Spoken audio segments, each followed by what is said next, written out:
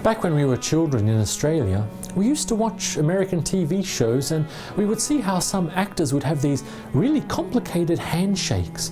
They would meet each other and do some special moves with their hands, and as kids we used to think that was so cool. Sharing this kind of complicated handshake was like having a secret code, and it made you feel special.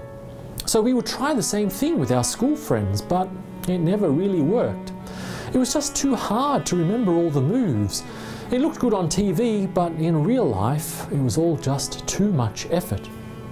Wanting to be special is a very human emotion.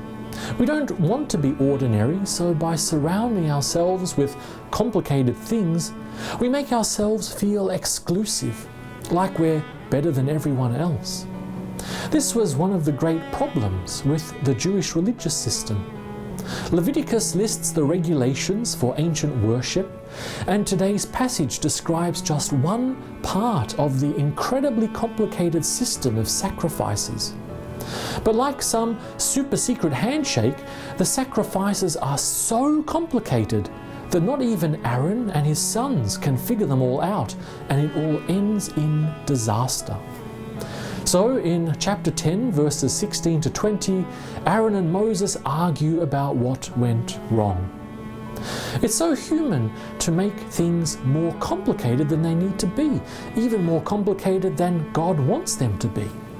Remember how in 2 Kings chapter 5, Naaman wanted to be healed of his leprosy but was so offended when Elisha told him just to wash in the river. Naaman wanted something complicated and magical, not something simple. In that Jewish worship, we also see this desire for all kinds of complicated and violent sacrifices.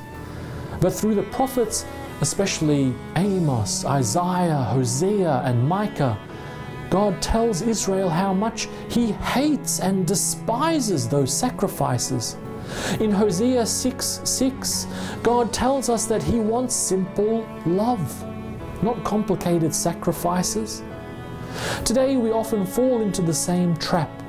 We think we need difficult and complicated ways to serve God when what God really wants us to do is so simple. As Jesus tells us, love God and love others. It's that simple.